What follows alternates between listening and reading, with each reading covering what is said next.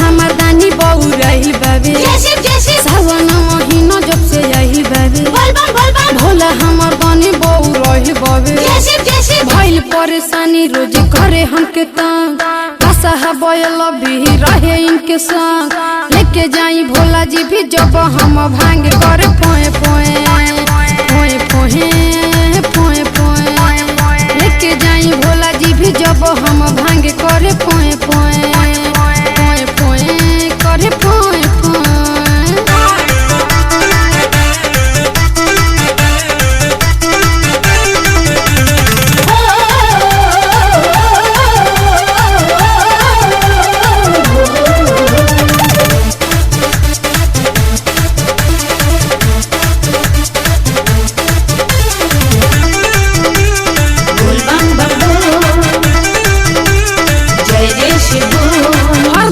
लपेटे रहेले भांगे में रहे भंगवाइल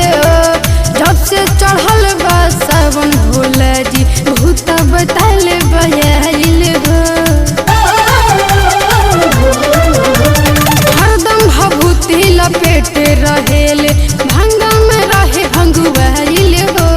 जब से चढ़ल बा सावन भोला जी भूत बताल बयाइल घरदन में लिपटल रहता भुजंग झाई जबनिया राजी करे हमके तंग हमरो सिहर जता देखी अंगे अंगे करे ठोए ठोए ठोए ठोए ठोए ठोए लेके जाई भोला जी भी जब हम भांगे करे पोए पोए पोए पोए पोए पोए।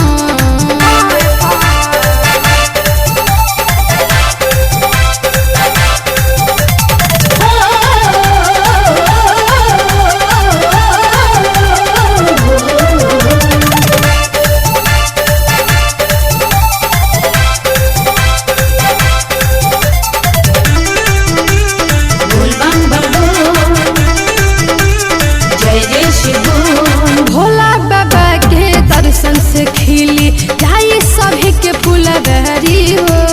रोहतास अमित साथे दर्शावे के कैले तैयारी हो भोला बाबा के दर्शन से खिली जाई सभी के फुलबरी हो रोहतास अमित साथे दर्शावे के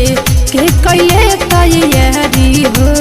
मनवा में जागत बाटे हमरो उमंग छोड़े नहीं हरे घरी दोनों हमर संग कार्तिक गणेश हम दोनों ललन करे कोए कोए कोए कोए कोए कोए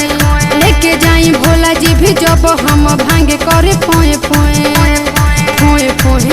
पोए पोए पोए सावन महीना जब से आई बाबे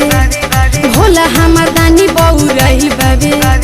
सावन महीना जब से यही बाबे भोला हमर दानी बहु रही बाबे